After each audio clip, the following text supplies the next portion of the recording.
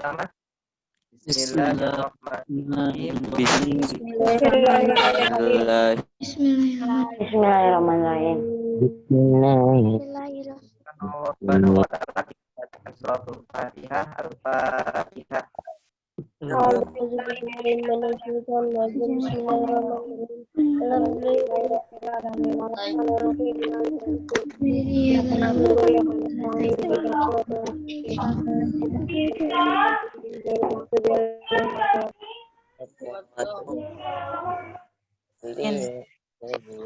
Baik, alhamdulillah untuk selanjutnya, untuk lebih mengundang keberkahan Allah SWT, kita dengarkan lantunan Al-Quran yang akan disampaikan oleh teman kita semua pada saudara Sidik. Persilahkan dari kelas 7A. Silakan Sidik. Assalamualaikum warahmatullahi wabarakatuh. Waalaikumsalam warahmatullahi wabarakatuh. A'udzu billahi minasy syaithanir rajim. Bismillahirrahmanirrahim. Basyiril munafiqina bi anna lahum adzaban alima. للذين يتخذون الكافرين أولياء من دون المؤمنين أيبتغون عندهم العزة فإن العزة لله جميعا وقد نزل عليكم في الكتاب أن إذا سمعتم آيات الله يكفر بها ويستهزأ بها فلا تقعدوا معهم حتى يخوضوا في حديث غيره إنكم إذا مثلهم إن الله جامع المنافقين والكافرين في جهنم جميعا صدق الله العظيم. Wassalamualaikum warahmatullahi wabarakatuh. Waalaikumsalam warahmatullahi wabarakatuh. Waalaikumsalam warahmatullahi wabarakatuh. Baiklah, terima kasih kepada Muhammad Sidik ya. Mudah-mudahan apa yang sudah dibacakan menjadi pengalir pahalanya khusus bagi pembacanya dan umumnya bagi kita semua yang mendengarkannya. Amin ya rabbal alamin. Amin. Amin. Ya, sahabat semua, dan beranjak kepada acara yang kedua yaitu sambutan.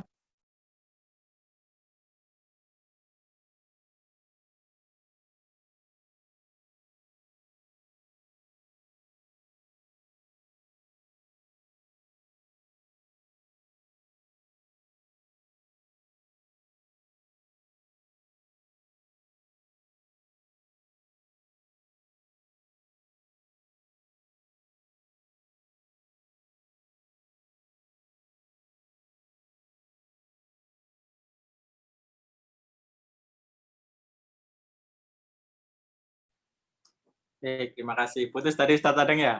Atau saya sinyalnya kayaknya? Iya, Ustaz, terputus.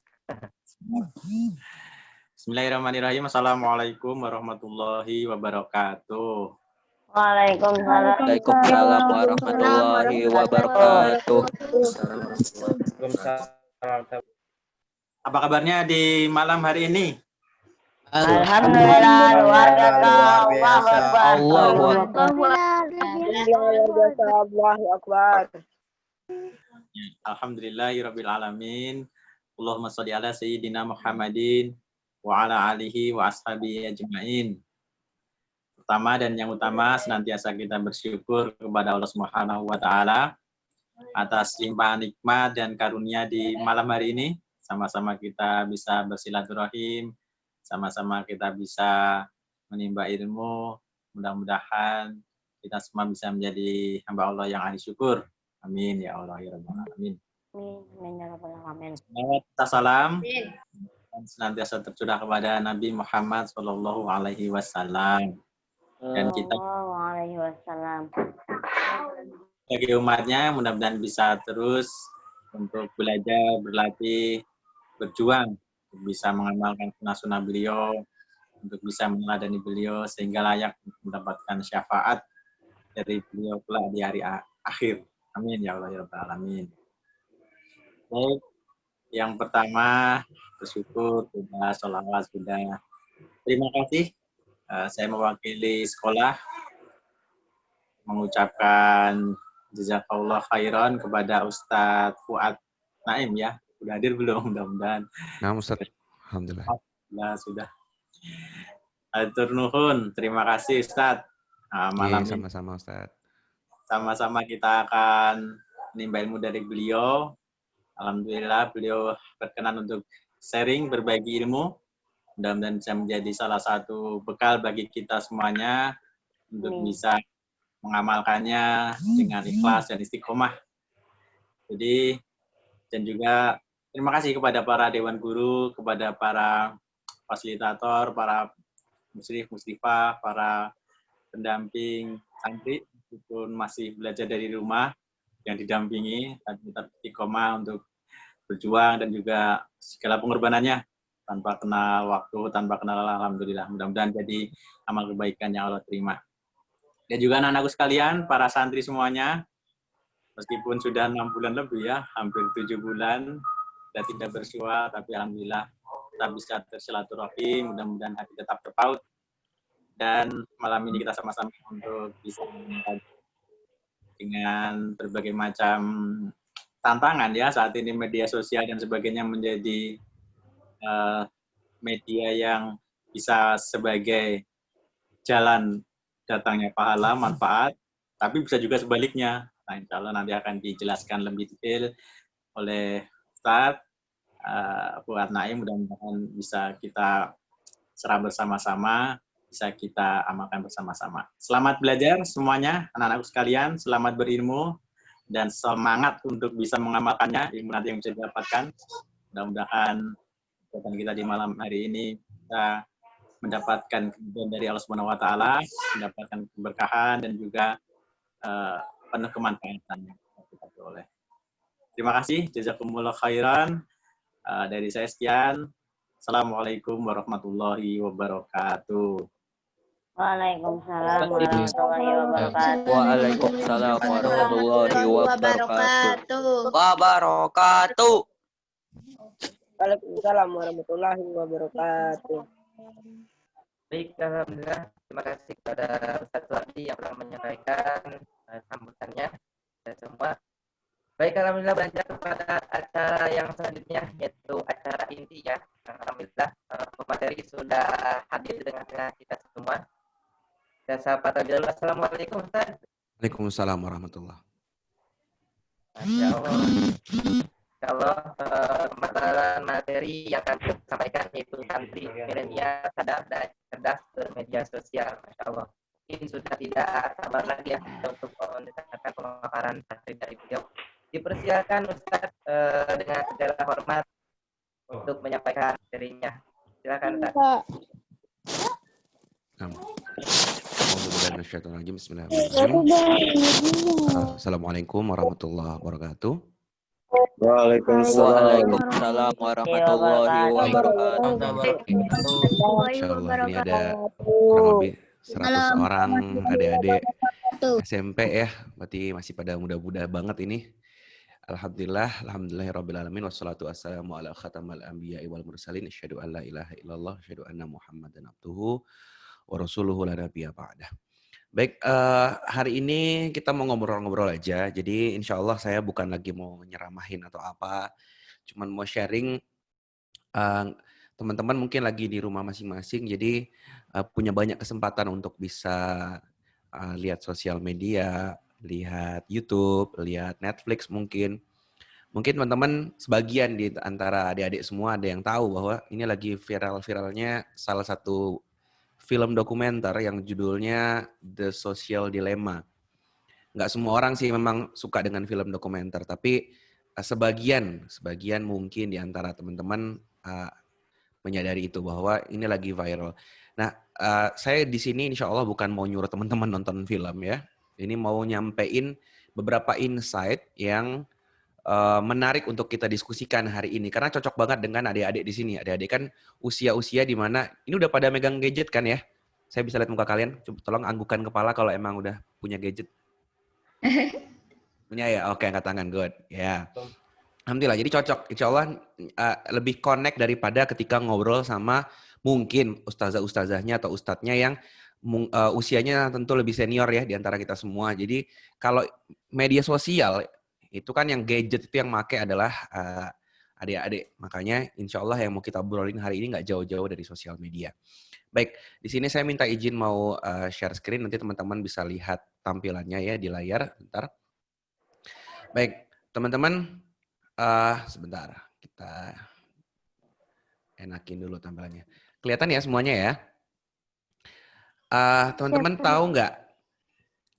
Ini kita coba versus-versusin ya. Perbedaan antara yang permainan gobak sodor atau kelereng atau sepak bola atau apa sih kalau di ini aja nih. Nah, gobak sodor, kelereng dan lain-lain. Bedanya apa dengan game online atau game yang ada di handphone? Mungkin sebagian kita cuma ngerasa ya sama-sama game dong, apa bedanya? Bedanya sekarang gamenya di HP yang lain-lain itu ya di lapangan, panas-panasan gitu. Secara umum mungkin nggak terlalu kelihatan.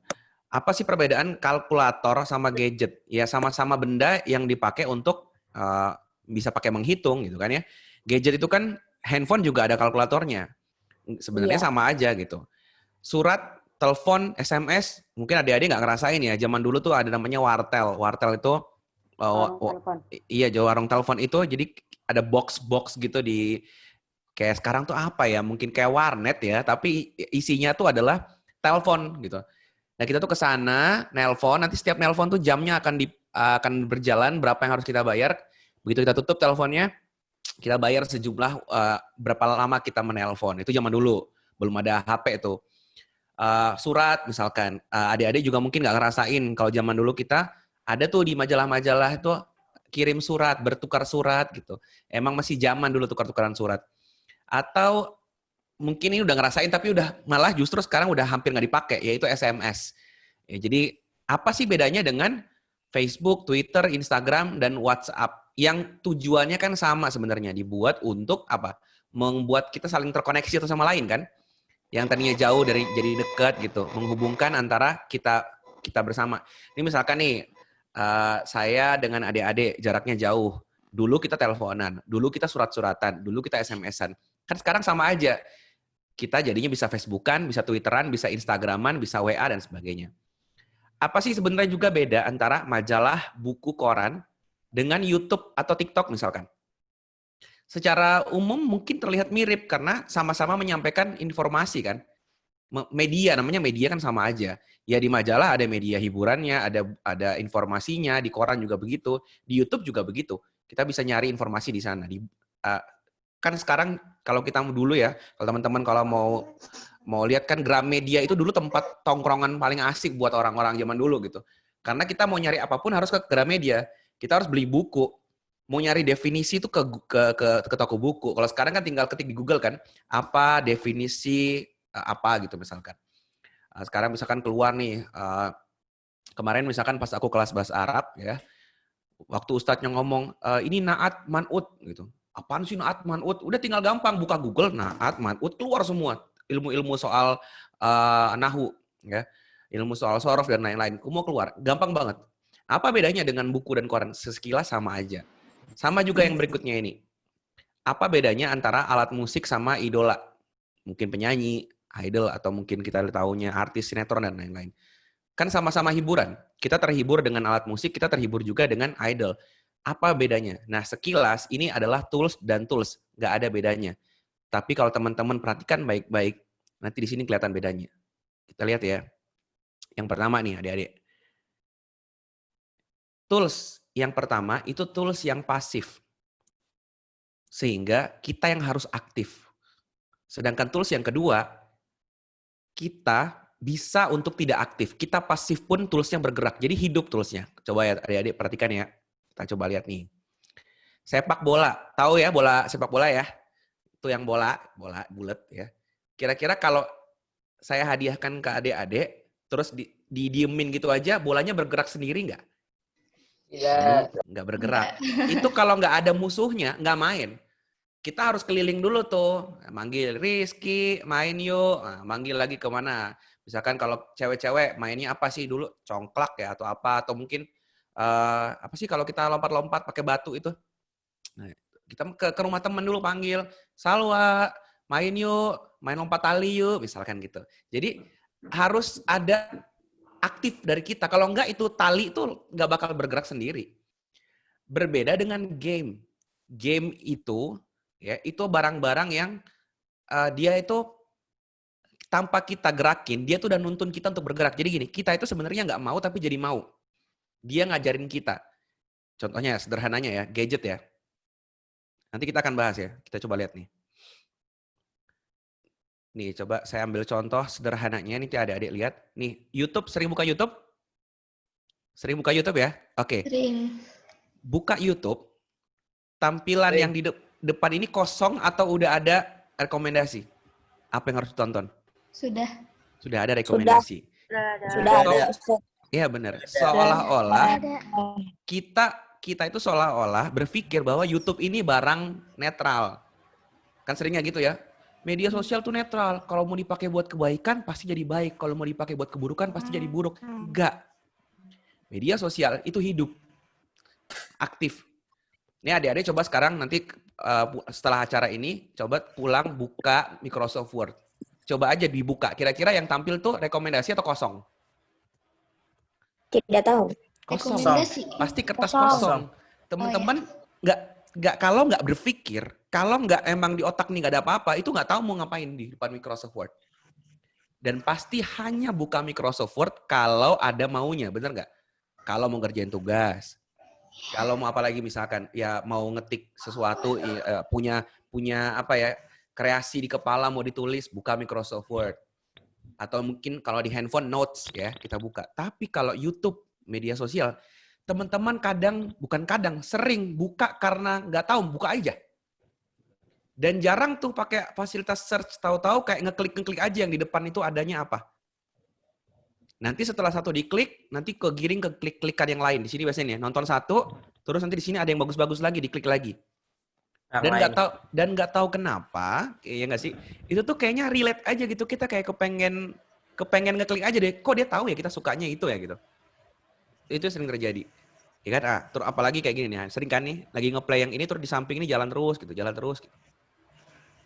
Contohnya lagi, ini nih, TikTok. Jujur aja gue bukan orang yang TikTokan, teman-teman ya. Gue baru nginstal TikTok tadi, sebelum acara ini dimulai. Pengen tahu tampilannya itu sama apa enggak kayak YouTube. Ternyata lebih parah lagi. Begitu dibuka, gue bahkan belum punya akun. Begitu dibuka, langsung tampilannya video ngeplay sendiri. Dan itu tinggal di swipe aja gitu. Terus di swipe. Jadi kayak kita jadinya, kalau tadi perbandingannya ya kita lihat di sini ya. Kalau tools itu adalah barang pasif, kalau yang ini enggak, ini tools yang aktif. Kita itu jadi nggak ngapa-ngapain aja bisa dapat sesuatu, tinggal digeser-geser aja, nggak ngapa-ngapain kan? Nggak butuh effort kayak main bola atau mungkin kayak di sini kita misalkan bandingkan ya kalkulator atau buku kalau nggak dicari, nggak dibaca, dihafalin halamannya nggak tahu. Makanya kan kalau buku teman-teman biasa megang bolpen kan sambil baca, ditandain, dicatat, di apa sih orang bilang di stabilo ya, ditandain gitu. Tapi kalau media sosial itu enggak, dia tahu-tahu jalan gitu aja. Facebook misalnya, nggak tahu adik-adik masih punya Facebook apa enggak. Instagram juga, coba aja klik satu video yang ada di Explore. Ini pada punya semua kan ya, media sosial ya. Coba teman-teman buka Facebook atau Instagram atau TikTok tadi, klik satu video, play, nanti kemudian tinggal di swipe aja, keluar semua video yang berkait dengan itu. Nggak lama, nggak kerasa habis waktunya di situ. Itu bedanya ya teman-teman ya. Jadi dia aktif. Ini harus teman-teman sadari. Dia bukan barang mati. Dia tuh bener-bener bikin kita ngeklik tanpa harus nyari apapun. Ini baru gue sadari juga belum lama sebenarnya. Ketika gue baru nyadar ternyata selama ini jarang banget gue tuh pakai fasilitas search di YouTube. Tahu-tahu ya jalan aja gitu. Kemudian yang kedua, ini kalau tools yang tadi yang di atas ini, kalkulator, majalah, buku, alat musik, itu euforianya butuh proses. Gini deh, teman-teman pakai alat musik, itu merasa senengnya pas kapan? Pas udah bisa main musik kan? Pas udah bisa. Pas awal megang misalkan piano atau gitar, ngejreng-ngejreng, kan ya begitu doang.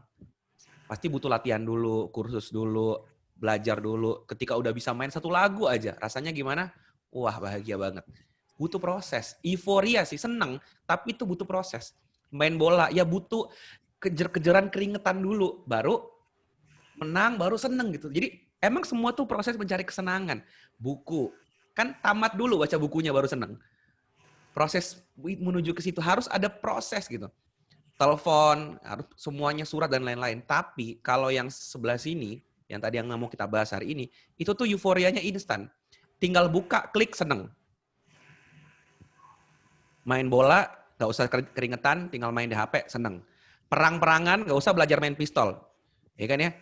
Rasulullah misalkan nyuruh kita belajar tuh untuk persiapan jihad. Harus apa? Berenang, berkuda, memanah. Ini gak perlu. Teman-teman udah bisa tembak-tembakan tanpa pernah ngerasain namanya sakit. Itu pakai namanya apa? Ya tadi game, gadget, dan lain-lain. Adik-adik, cewek misalkan, atau cowok juga, untuk bisa namanya tahu tentang lawan jenis. Misalkan adik-adik cewek mau tahu cowok tuh kayak apa, itu tuh pasti susah banget prosesnya, harusnya kalau pakai yang sebelah sini. Berarti kalau cara yang Islami adalah harus ta'aruf dulu, ya kan ya? Harus cari yang cocok dulu, terus menikah dulu, halal dulu, baru setelah itu puas-puasin, mau dipandang-pandang, mau dipegang-pegang, itu urusannya setelah nikah. Atau mungkin cara yang lebih instan sedikit ketika teman-teman nggak ngaji, atau mungkin bukan anak pondok ya, pacaran. Itu pun butuh proses. PDKT dulu, ya kan ya, kenalan dulu, ngegombal dulu, baru bisa ketemu namanya cowok atau ketemu namanya pasangan lawan jenis. Tapi dengan gadget, teman-teman bisa puas-puasin mandang wajah orang, di zoom, diliatin, dibucinin, di print, ditempel di tembok. Entah itu bentuknya idola, entah itu bentuknya siapa. Puas-puasin tuh, ih ganteng banget, atau mungkin ih cantik banget. Bisa puas. Seaurat-auratnya bisa teman-teman lihat tanpa perlu perjuangan apapun. Dan nggak perlu tanggung jawab apapun, karena nggak ada yang menyalahkan itu. Teman-teman kan ngeliatin foto cewek misalkan di medsos, atau teman-teman cewek ngeliatin idol K-pop misalkan ya, itu kan nggak pernah ada yang memprotes, karena teman-teman lihatnya di HP sendiri, di kamar sendiri, malam-malam, nggak ada yang ngeliat, nggak ada yang marah-marahin. Wah cowok gitu, itu pasti orang, ih apaan sih nih cewek, kesurupan apa gimana gitu. Tapi kalau di handphone itu teman-teman kayak nggak ada norma, nggak ada batas, ya kan ya.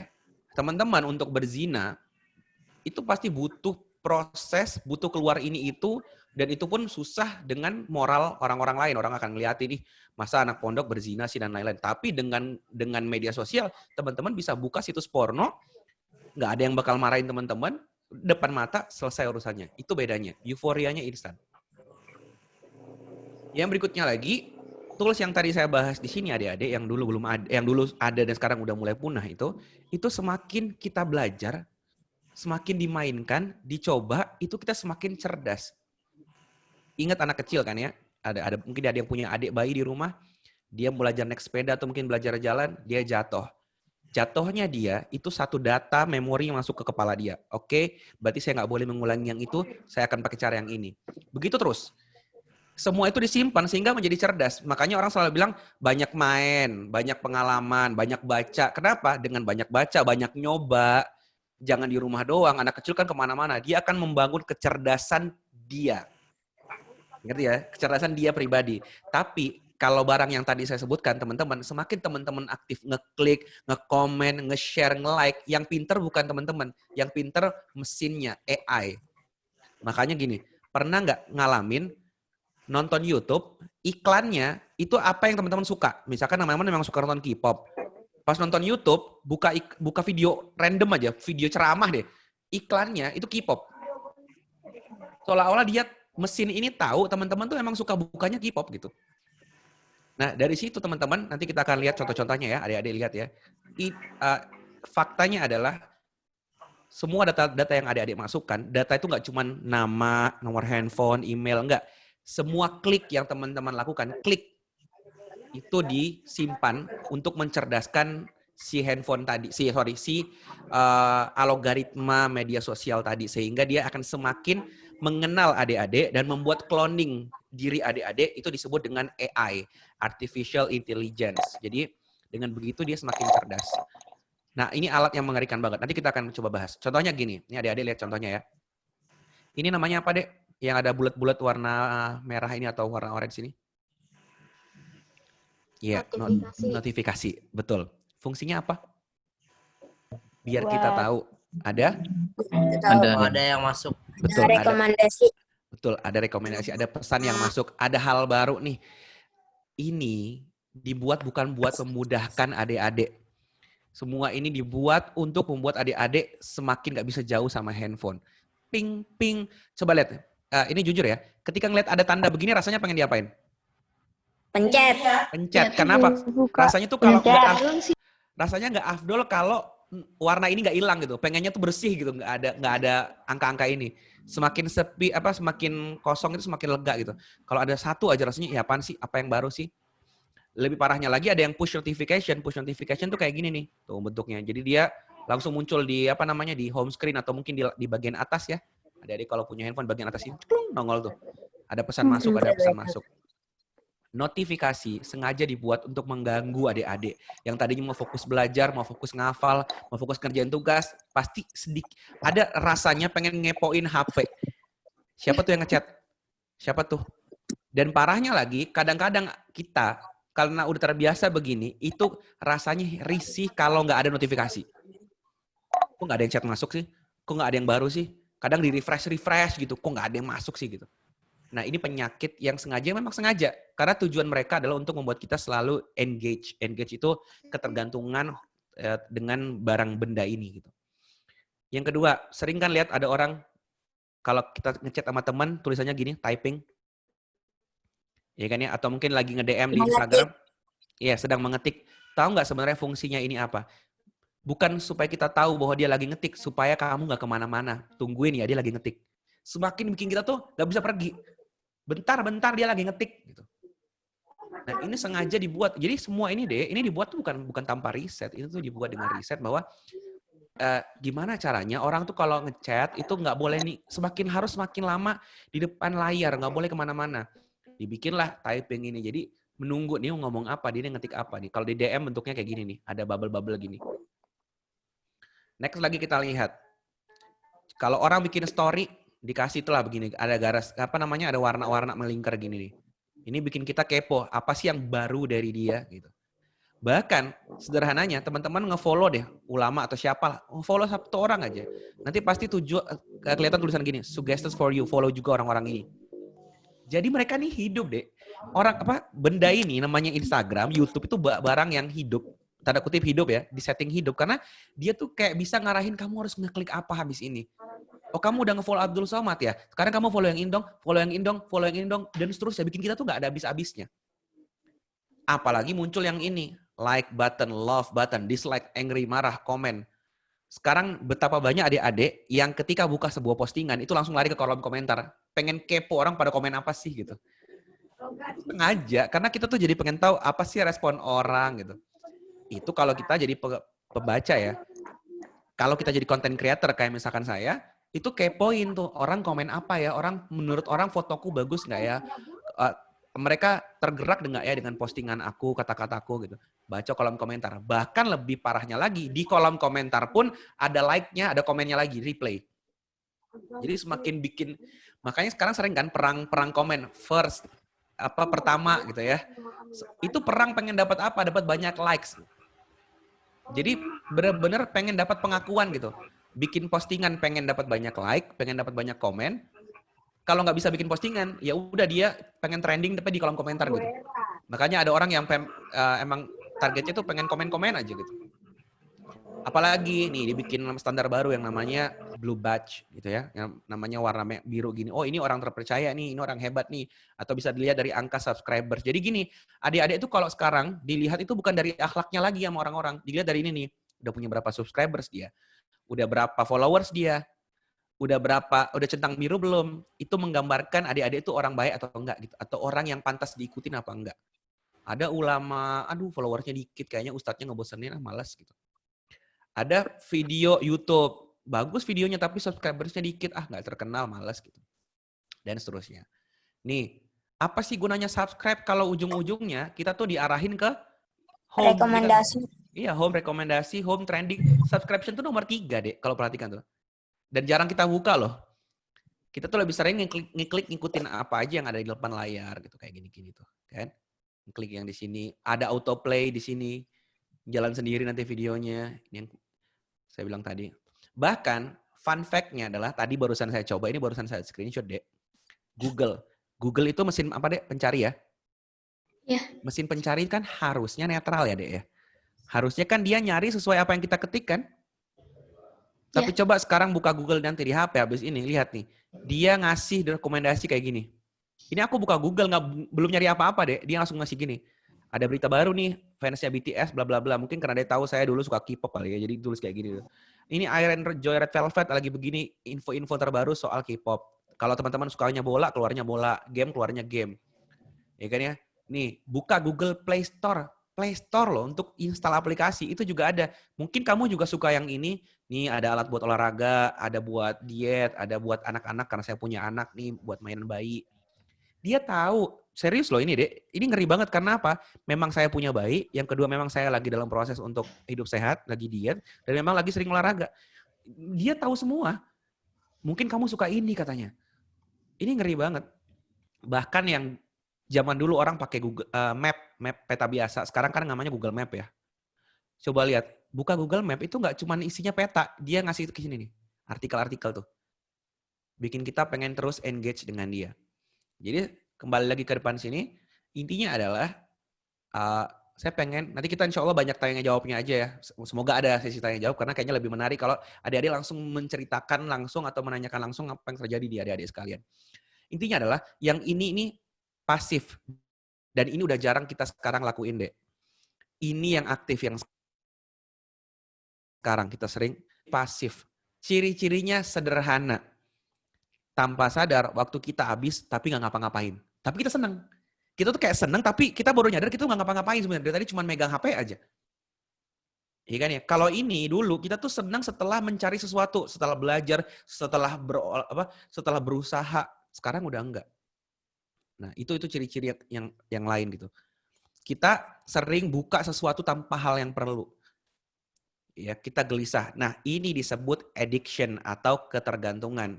Menurut ilmu psikologi, ini disebut ketergantungan secara fisik dan mental terhadap suatu hal, addiction itu.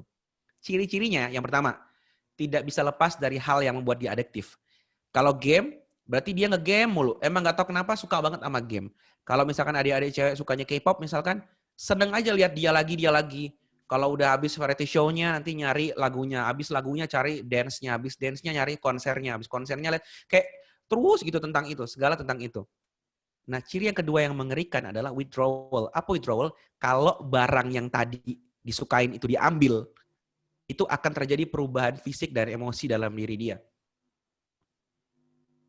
Contohnya, dari mulai hal yang paling ringan aja. Ketika nggak ada HP, dia kayak orang bego. Serius tuh, adik-adik tadinya itu pintar ngomong kalau depan HP. Wow, kan kalau komen tuh paling pintar ya, balas-balasan komen, chat-chatan, ngegombal tuh pintar. Mau menghina orang tuh gampang banget di medsos tuh. Pakai emoticon gampang. Begitu HP nggak ada, kuota habis, internet mati, cas-casan nggak bawa, ya. Dan harus ngobrol sama orang, nggak bisa ngapa-ngapain. Mendadak kayak orang gagu. Mau ngomong itu bingung. Gitu. Rasanya tuh kayak ada yang hilang gitu. Kayaknya nggak enak kalau HP itu nggak dipegang. Itu namanya sudah addiction, ketergantungan. Ketika benda itu diambil, terjadi perubahan emosi atau fisiknya. Kayak ada yang kurang gitu. Makanya dulu pernah tuh ada yang curhat ke saya lewat DM, Kak, aku tuh gimana ya mau ninggalin K-pop, soalnya aku kalau belajar nggak dengerin K-pop nggak bisa. Tuh, itu addiction. Kalau nggak itu nggak bisa, itu bahaya banget. Kalau nggak itu nggak bisa.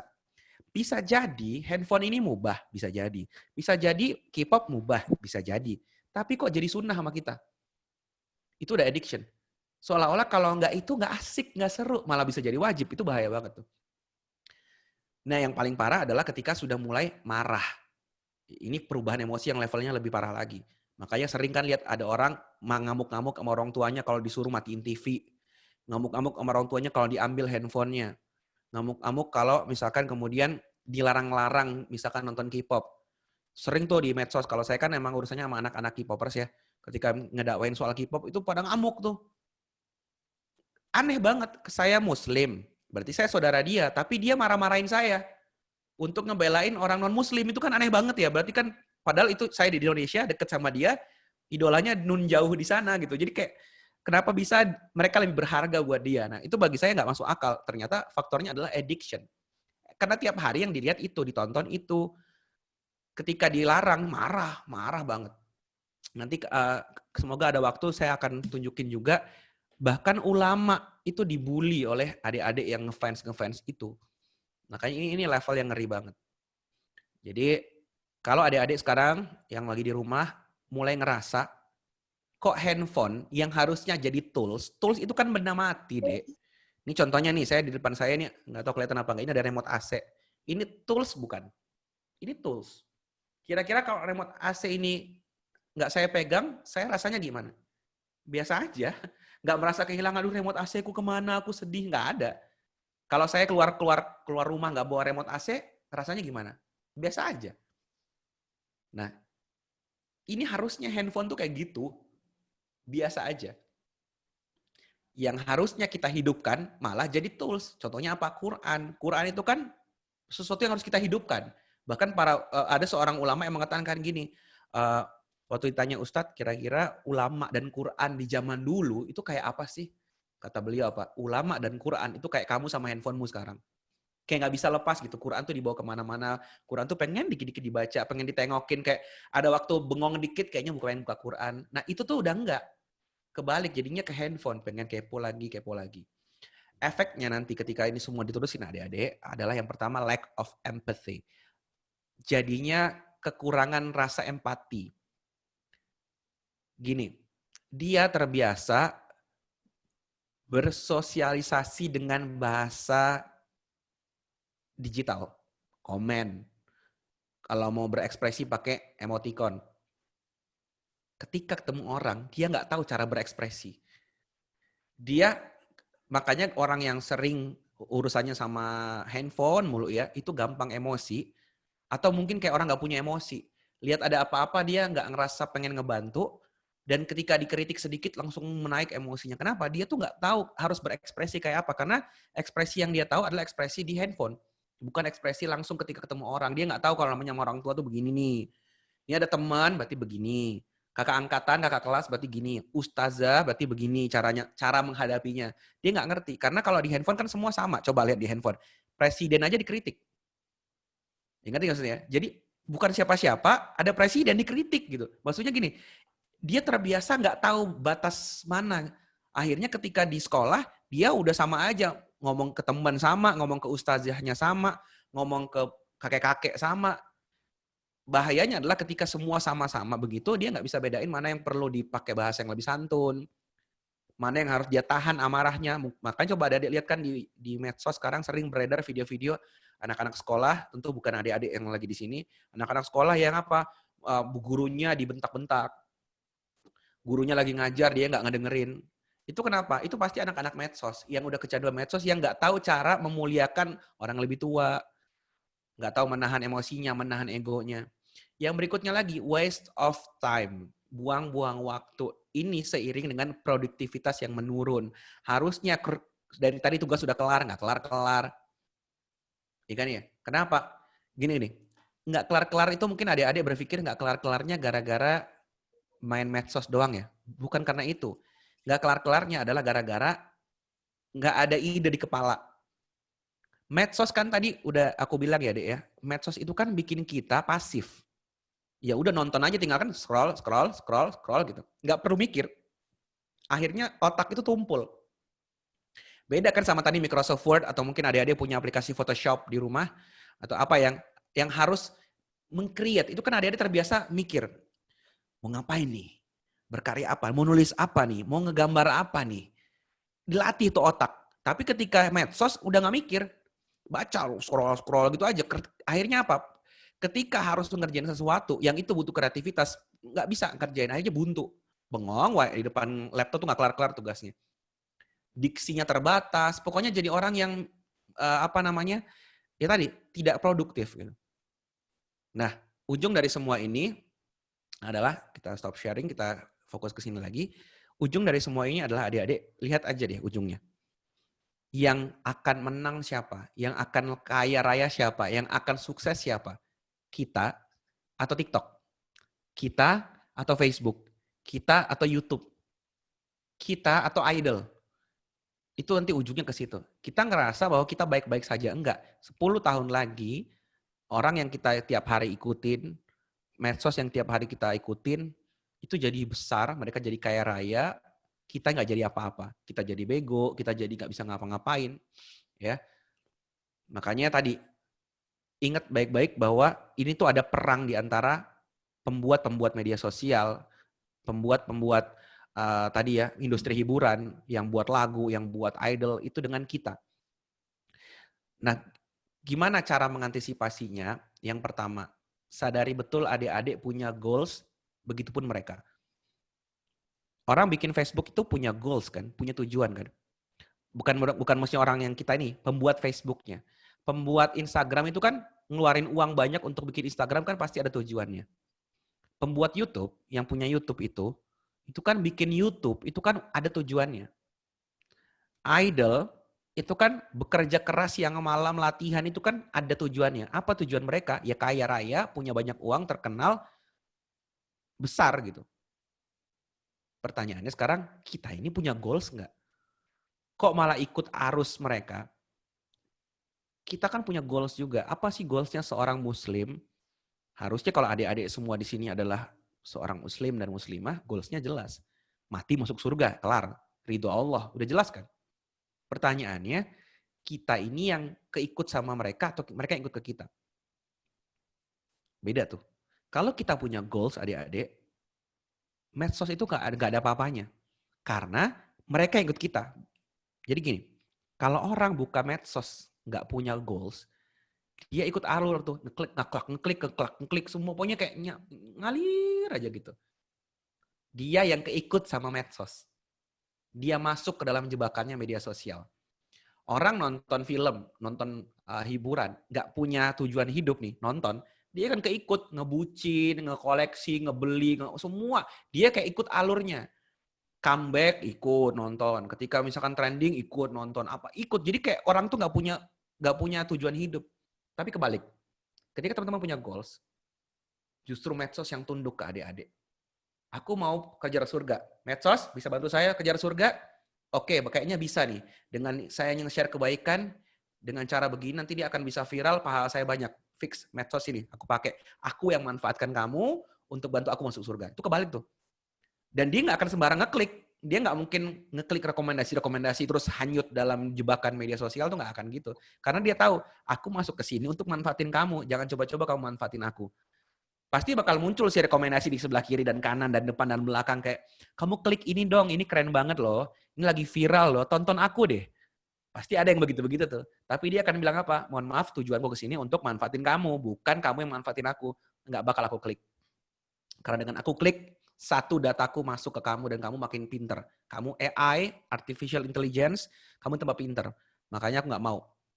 Ya, jadi punya goals. Coba catat nanti gede-gedean taruh di kamar gitu ya. Aku ini mau jadi apa? Kalau aku emang mau masuk surga, caranya gimana?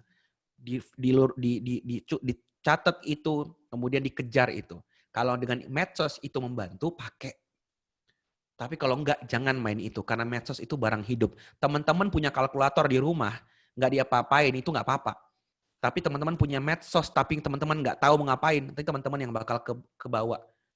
Jadi pilihannya adalah install medsos kalau butuh, kalau perlu. Tapi kalau enggak ada tujuan, mending jangan. Tapi insya Allah teman-teman adik-adik di sini kan semua udah pada ngaji, semua udah pada anak pondok, udah belajar agama, harusnya pasti punya tujuan hidup. Teman-teman jadi harus mengerti. Sekarang udah mulai tuh, nanti pulang, buka aplikasinya. TikTok perlu nggak? Sudah jelas tidak. Uninstall. Karena nggak ada urusannya tuh teman-teman bisa pakai TikTok untuk ngejar apa coba. Mau bisa kira-kira nggak bisa nggak TikTok bantu nahwu, sorof, bahasa Arab gitu ya, tugas-tugas sekolah nggak bakal bisa. YouTube masih mungkin. Ada fasilitas pencarian teman-teman bisa nyari, itu pun ada tricky, bahaya, hati-hati. Manfaatkan hanya dengan fasilitas pencarian, jangan sembarang pakai. Gitu. Apalagi misalkan teman-teman Google, pakai Google, tapi hanya sebatas tadi teman-teman yang butuh, makanya teman-teman pakai. Jangan kegiring. Karena pasti mereka akan menggiring teman-teman, berusaha menggiring teman-teman gitu. Sebuah ayat misalkan yang sangat terkenal, teman-teman sudah tahu, wal asr, demi masa. Sesungguhnya manusia benar-benar rugi. Dalam ayat ini disampaikan kan jelas, aku, adik-adik di sini semuanya, semua rugi. Serius rugi. Kecuali siapa? Kecuali orang-orang yang beriman, beramal soleh, dan saling menasihati dalam kebaikan dan kebenaran dan kesabaran. Pertanyaannya, kenapa Allah ngasih bersumpah dengan demi masa? Tandanya ada yang penting banget dengan waktu. Orang kalau nggak manfaatin waktu dengan iman, amal soleh, dan saling menasehati, itu berarti akan rugi kata Allah. Tinggal dilihat sekarang, medsosnya itu jadi amal soleh apa enggak. Gara-gara medsos itu bisa menguatkan iman apa enggak. Gara-gara medsos, kita jadi bisa saling menasihati apa enggak. Aku pakai medsos buat dakwah, berarti benar tuh. Satu, menambah keimanan. Kedua, emang itu berdakwah, itu amal solih. Yang ketiga adalah, itu adalah bentuk saling menasihati. Tapi jangan-jangan gara-gara medsos, satu, berkurang imannya. Sholat sih, cuman gak ada rasanya. Baca Quran sih, cuman gak ada getarannya. Kedua, gak ada ngerjain amal soleh sama sekali. Yang ketiga, gara-gara medsos, susah dinasihati. Ibunya ngomong, marah, tersinggung. Apaan sih mah, aku cuma baru buka sebentar. Tuh kan, gara-gara medsos, dia nggak mau dinasihati. Padahal Allah bilang, rugi kamu kalau kita tuh nggak mau saling menasihati. Ya, nah, ada perkataan menarik sebagai penutup sebelum kita nanti mau tanya jawab. Ibnu Mas'ud radhiyallahu anhu pernah berkata, tiada yang pernah kusesali selain daripada ketika matahari terbenam, ajalku atau waktuku, usiaku berkurang, tapi amalanku tidak bertambah. Jadi kata beliau, aku tuh paling nyesel, nggak pernah nyesel lagi kecuali ini. Apa? Aku ngeliat matahari sudah mau tenggelam, tapi aku ingat amalanku tuh nggak bertambah. Padahal umurku berkurang 1 hari lagi. Nah, itulah para ulama dulu seperti itu. Nah, makanya semoga kita bisa menjadi pelajaran ini ya. Terakhir juga ada hadis dari Rasulullah SAW, ada 2 kenikmatan yang banyak manusia tertipu, yaitu nikmat sehat dan waktu senggang. Itu kemudian bisa saya sampaikan adik-adik sekalian, saya nggak mau ngejat siapapun, ini cuma sharing aja. Saya juga orang yang pelakunya kok, saya juga orang yang pernah edik medsos, dan terus butuh ngingetin. Saya kan nyampein nasihat begini kan, supaya sedang menasihati diri saya sendiri, supaya Fuad, ingat, kamu juga jangan ngelakuin hal yang sama. Karena saya terjun langsung adik, saya juga punya YouTube, punya Instagram, nah itu berarti kan punya beban banget untuk ngejaga supaya saya jangan kebawa. Nah, saya ngomong ke adik-adik karena saya juga pernah jadi orang yang pernah berhari-hari depan medsos dan lain-lain. Kemudian apa? Ngomong ke adik-adik karena saya juga pernah kecanduan yang namanya game, pernah kecanduan yang namanya mungkin cewek-cewek K-pop. Saya sampai nulis buku judulnya Pernah Tenggelam, itu ngomongin soal betapa saya dulu edik banget sama K-pop, berapa fandom yang saya ikutin, kemudian berapa album, berapa light stick yang kemudian harus dikoleksi. Nah, semua itu buat saya sadar bahwa ini nggak akan bawa saya ke surga. Mungkin saya dulu kebawa karena saya nggak punya tujuan hidup. Tapi setelah kita udah ngaji, udah tahu tuh tujuan hidup kita apa, harusnya semua itu nggak usah kita kebawa lagi dengan hal seperti itu. Gitu kurang lebih. Wallahu a'lam bishawab. Assalamualaikum warahmatullahi wabarakatuh. Waalaikumsalam warahmatullahi wabarakatuh. Assalamualaikum warahmatullahi wabarakatuh. Waalaikumsalam warahmatullahi wabarakatuh. Amin. Baik, alhamdulillah.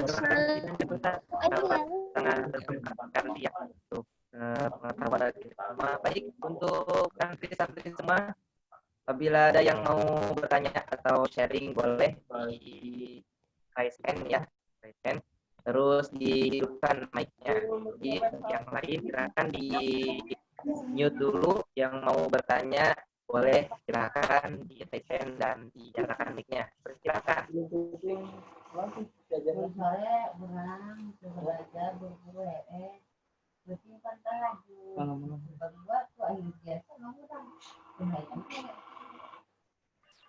Wafa Ustaz. Setengah 9. Ada yang mau nanya, silakan. Silakan, ada yang mau bertanya? Ada deh, non, waktu WA. Lain Non, aplikasi nanti. Zoom meeting.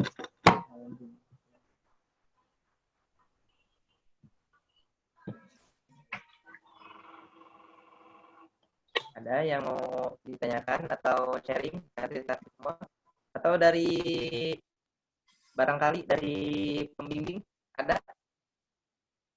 Kelihatannya tadi dari santri Wafa mau bertanya, Ustadz. Wafa Hakwinsa 21. Santri Wafa, dipersilakan santri Wafa menyalakan mic-nya.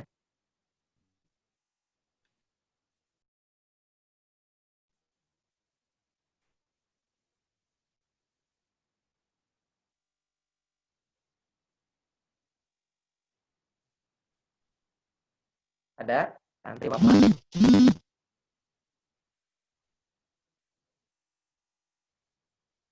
Wafa Azil Hidati ya, mau bertanya Wafa Azil Hidati.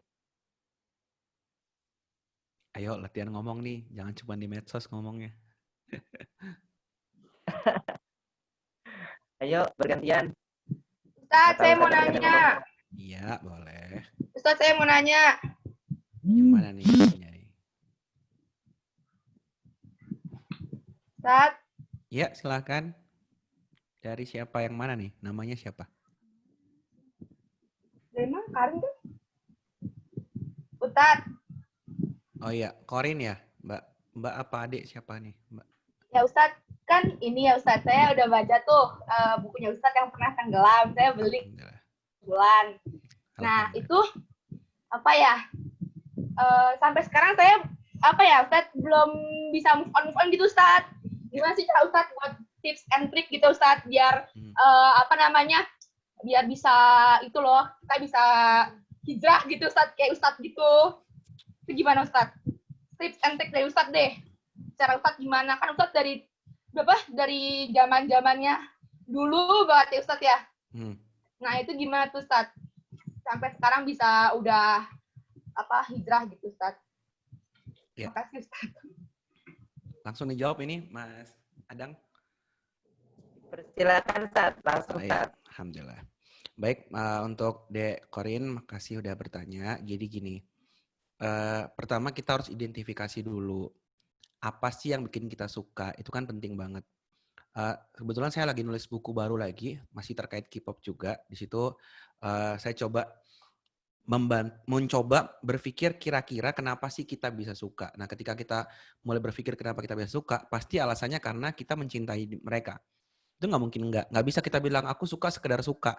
Kalau sekedar suka, harusnya itu pertanyaan kayak tadi nggak mungkin muncul. Karena misalkan gini ya, aku suka makan nasi goreng. Tapi kira-kira kalau hari ini nggak ada nasi goreng, rasanya gimana? Ya udah makan yang lain. Itu baru sekedar suka. Itu baru namanya kayak aku sukanya warna biru. Nah, kita bisa identifikasi ini sekedar suka atau emang udah cinta banget. Ketika kita tanya, oh, ya udah tapi baju birunya lagi kotor nak, ya pakai yang baju yang warna hijau dulu aja ya. Ketika dia bilang, oh ya udah nggak apa-apa, itu berarti emang ya bener sih dia suka yang biru. Tapi itu hanya sekedar suka, karena kalau nggak ada dia nggak tergantungan. Mestinya pahamin ya. Tapi ketika ada rasa nggak bisa kalau nggak ada dia, ada rasa harus ada, nah itu tandanya ada ciri-ciri cinta. Nah, Allah sampaikan dalam Al-Quran, orang Islam itu, orang Muslim itu, orang beriman itu sangat amat dalam cintanya kepada Allah. Berarti kira-kira cinta kepada Allah itu hanya biasa aja atau harus cinta banget? Jawabannya adalah harus cinta banget, harus bucin banget kepada Allah. Tapi biasanya gara-gara kita bucin kepada yang lain, nanti kalimatnya mulai kayak gini nih. Sering dengar mungkin ya adik-adik kalau di kalangan yang K-popers pasti sering dengar mereka ngomong kayak gini. Bisa nggak aku tetap K-popan, yang penting masih ingat Allah? Salam. Ya, masih ingat Allah. Mulai tuh harusnya cintanya dalam kepada Allah jadi sebatas masih ingat Allah. Kira-kira kalau ada kalimat gini, aku masih ingat rumah. Itu kalimat orang yang sering di rumah apa jarang di rumah? Aku masih ingat rumah kok. Betul, jarang di rumah. Berarti kalimat aku masih ingat Allah kok, itu tandanya dia jarang ketemu Allah. Tanpa sadar tuh.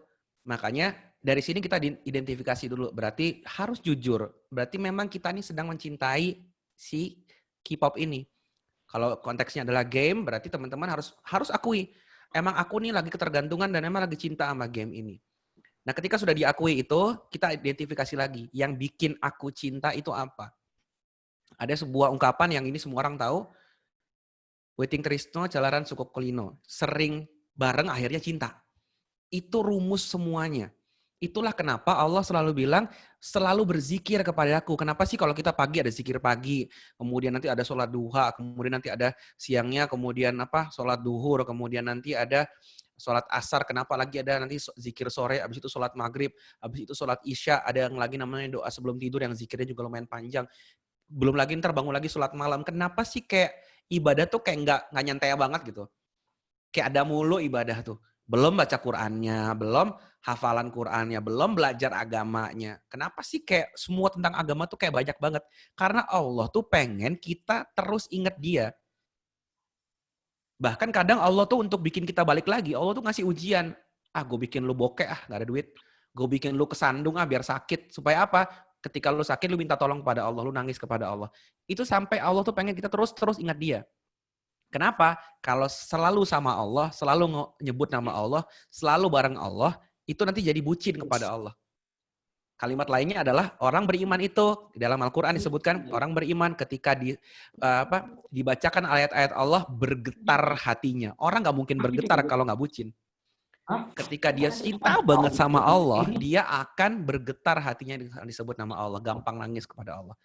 Nah, sekarang dari sini kita bisa identifikasi, harusnya kita kepada Allah rasanya mendalam, tapi kita malah sekarang kepada yang lain. Pasti gara-gara kita sering bareng sama dia.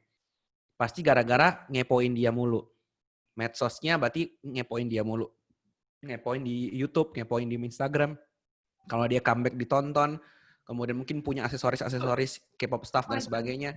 Nah kayak gitu-gitu harus mulai dikurang-kurangin seiring ditambah kedekatannya kepada Allah. Semua butuh proses. Untuk teman-teman nanti benar-benar mencintai Allah kan butuh dari kecil. Makanya kan sejak umur kecil tuh kan kenapa sih adik-adik kita diajarin hafalan Quran, doa-doa harian, padahal dia nggak ngerti apa-apa loh. Saya tuh punya anak dari kecil masih umur 2 tahun udah diajarin tuh. Siapa nak yang menciptakan langit?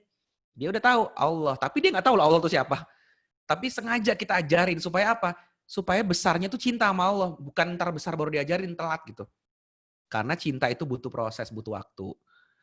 Nah, sama karena teman-teman udah terlanjur mencintai sesuatu yang keliru, saya harus bilang ini keliru karena pertama mereka non-muslim itu nggak pantas dicintai. Ya, mereka nggak mencintai Allah. Kenapa kita mencintai dia? Kebayang nggak sih teman-teman ya? Teman-teman nih misalkan ya, saya sama adik Korin. Saya bilang, adik Korin, aku nih kan sahabatmu. Kamu sayang nggak sama aku sebagai sahabatmu? Iya mas, aku sayang sama kamu sebagai sahabatku. Ya udah. Dek Korin, itu ada orang, itu aku gak suka sama dia ya, jangan deket-deket dia.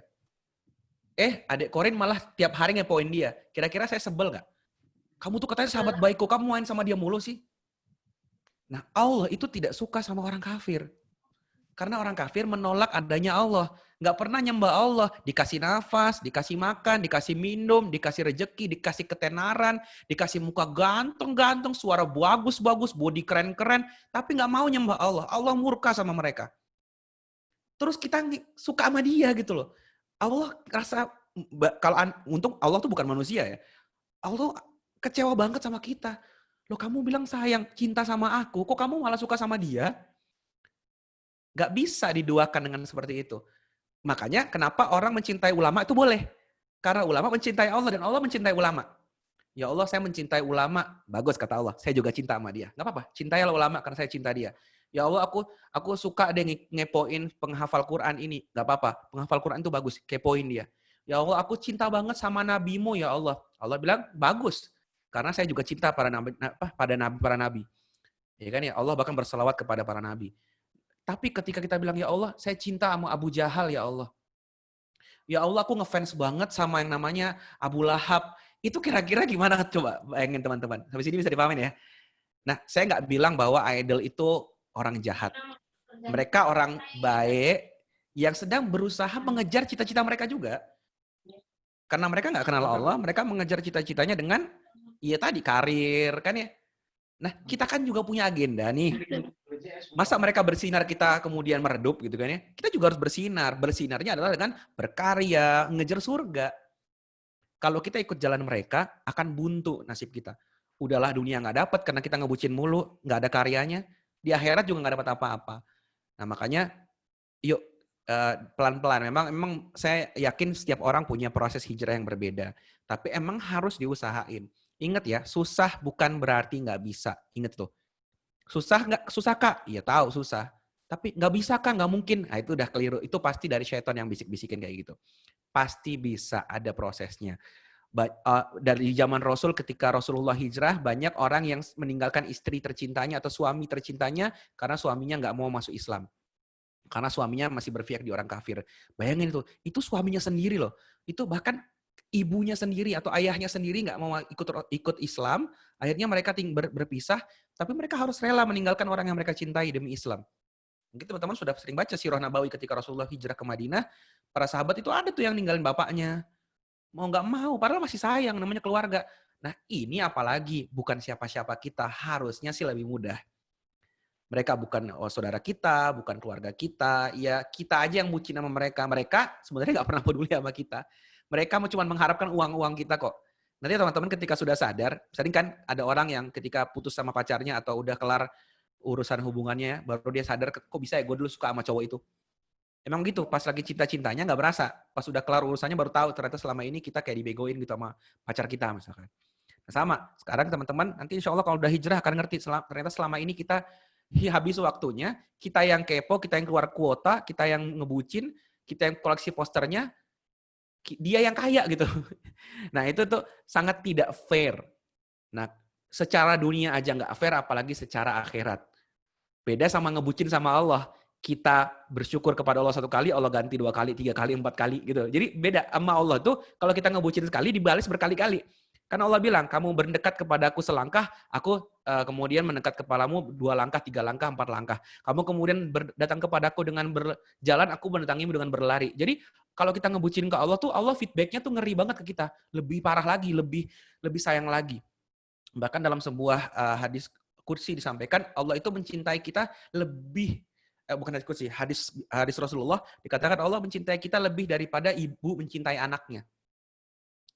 Ibu mencintai anaknya. Lihat ya, ibu itu ketika ngelahirin anaknya sakit apa nggak sakit?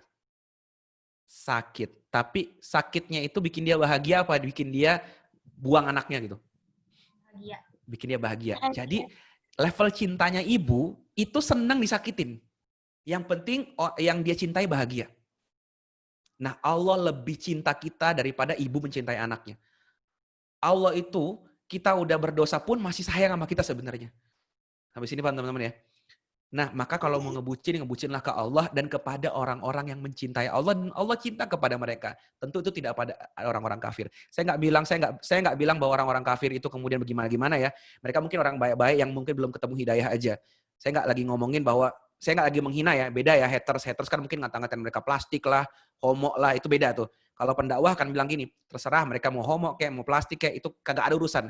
Saya cuma mau ngingetin bahwa adik-adik ini muslimah punya visi hidup sendiri. Gitu ya. Mereka terkenal, adik-adik juga harus terkenal. Mereka terkenal di dunia, kita pun juga kalau bisa terkenal di dunia bagus, kalaupun enggak terkenallah di langit.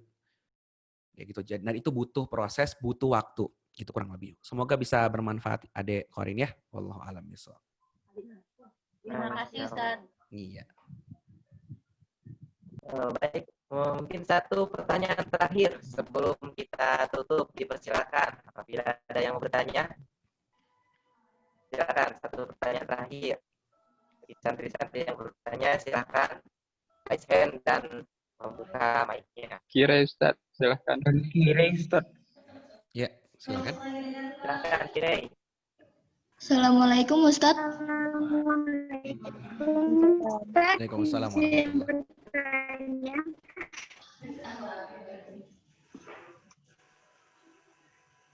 Assalamualaikum Ustaz. Waalaikumsalam warahmatullahi wabarakatuh. Saya ingin izin sharing cerita tentang internet, boleh Ustaz? Mangga, silakan. Jadi ceritanya saya itu tipe orang yang kalau nyari di internet itu lebih ke arah messaging gitu.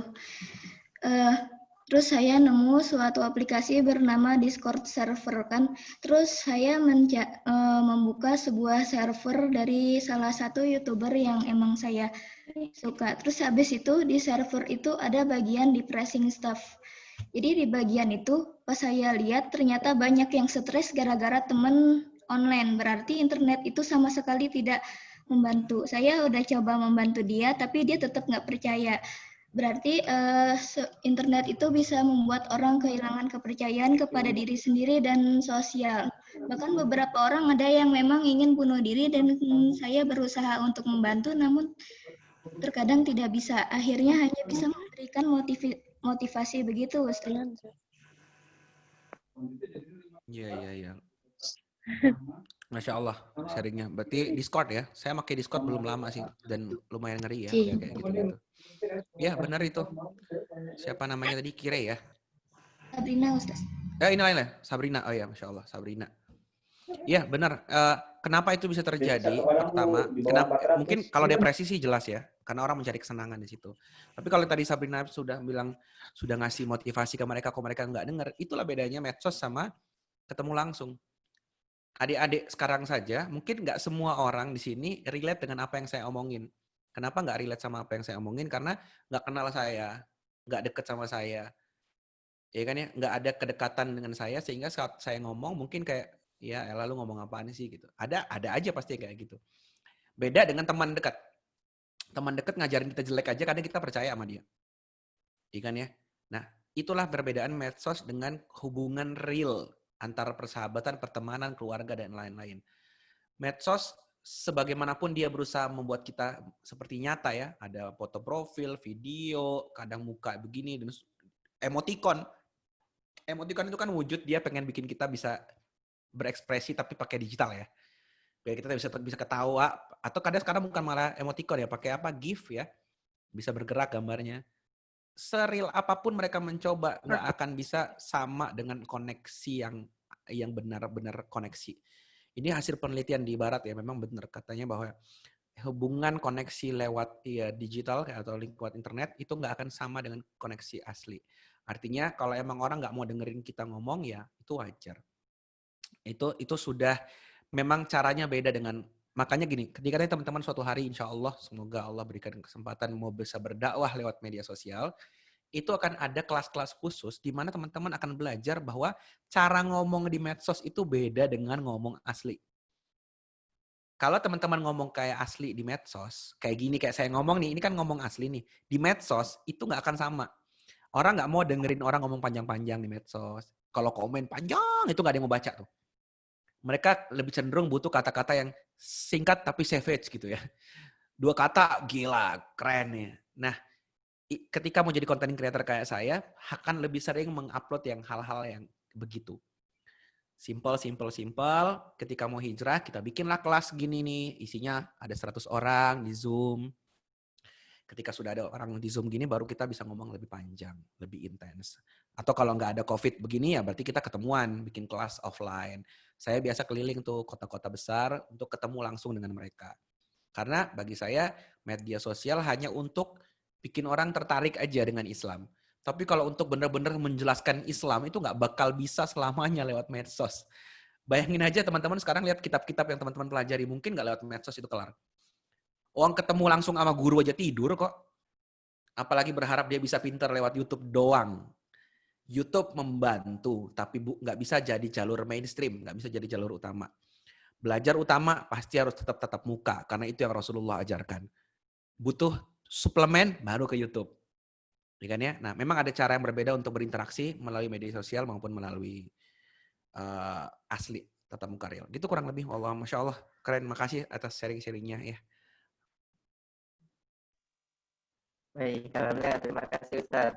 Alhamdulillah para santri semua dari awal sampai akhir, alhamdulillah pertemuan pada hari ini kita cukupkan. Tapi sebelum mencukupkan, berkenan Ustaz memberikan motivasi bagi kami semua, santri-santri ataupun penggugah, untuk kita lebih berhati-hati lagi dalam bermedia sosial. Silakan Ustaz. Ya, dulu waktu saya mengalami masalah ketidakpercayaan diri dengan media sosial, artinya saya merasa mendadak ini jadi barang monster. Kok bisa ya aku selama ini manfaatin? Terus Ustadz guruku ketawa ngeliat aku kayak gitu. Kok bisa, anak kayak kamu yang udah belajar Quran masih kebawa perasaan sama medsos gitu. Artinya apa? Harusnya orang yang sudah kenal Allah, dia nggak akan kebawa sama medsos. Dia pasti akan bisa memanfaatkan media sosial sebagai jalan dia menuju surga. Pernah ada yang bertanya, Kak, aku belum nikah-nikah nih, gimana? Di situ saya ingat jawabannya persis kayak medsos. Jawabannya adalah apa? Nikah kalau mendekatkanmu ke surga, nikahlah. Tapi kalau enggak, gak usah nikah dulu. Jomblo, kalau mendekatkanmu ke surga, mending kamu jomblo. Tapi kalau gara-gara kamu jomblo, kamu malah mau ke neraka, mending nikah. Jadi yang penting tuh bukan nikah, nggak nikah, jomblo, nggak jomblo. Tapi kamu itu semakin dekat dengan Allah dengan cara seperti apa. Sama dengan medsos. Kalau medsos membuatmu lebih dekat ke Allah, pakai. Karena itu bisa jadi jalan yang cepat banget. Karena kamu bisa berdakwah dengan luar biasa. Tapi kalau gara-gara itu kamu yang malah kebawa dengan medsos, malah mungkin tadi efeknya akhirnya jadi kenal dengan idola-idola yang mungkin mengganggu aktivitas kamu yang seharusnya. Atau mungkin kamu jadi nge-scrolling buang-buang waktu. Padahal Rasulullah sampaikan salah satu ciri seorang muslim adalah dia tidak melakukan hal yang sia-sia. Jadi kalau dengan medsos kamu malah begitu, mending gak usah punya medsos. Jadi silakan, itu kembali kepada adik-adik semuanya. Yang saya mau nasihatkan adalah satu aja. Ingat kembali kalian, kita ini diciptakan untuk apa? Kita diciptakan untuk nanti balik lagi ke surga. Ke tempat bapak ibu kita dulu diciptakan di sana. Dulu ingat juga siapa yang berhasil membuat bapak ibu kita diusir dari surga? Syaitan. Dan dia sudah berjanji dia akan menjadikan kita sama-sama nggak akan masuk surga. Makanya jangan mau nyantai. Saya percaya betul adik-adik ini insya Allah nggak akan kebawa dengan media sosial. Tapi saya nggak percaya sama setan. Artinya harus hati-hati. Harus hati-hati. Semakin dekat dengan Allah, semakin dengar sama ustadz dan ustazahnya, perdalam ilmu agama insya Allah selama dunia akhirat. Gitu ya kurang lebih. Wallahu a'lam. Masya Allah, alhamdulillah, jazakallahu khair atas ibunya yang sudah diberikan kepada kita semua. Mudah-mudahan kita semua bisa mengamalkannya dan bisa lebih berhati-hati lagi dalam bermedia sosial. Alhamdulillah, terima kasih santri semua. Cukup sekian. Kurang lebihnya mohon maaf. Kita tutup. Akhiri majlis pada malam hari ini dengan kata alhamdulillah bersama-sama. Alhamdulillahirobbilalamin.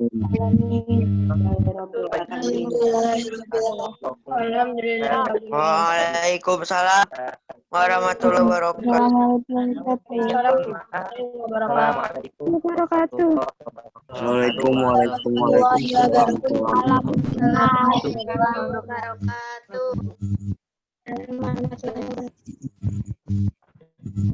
Terima kasih Ustaz. Sama-sama. Terima kasih Ustaz. Terima kasih Ustaz Fuad. Ya, Terima kasih Ustaz. Sehat-sehat ya. Terima kasih Ustaz. Terima kasih Ustaz. Saya izin live ya adik-adik ya. Dah semuanya sehat-sehat semuanya adik-adik.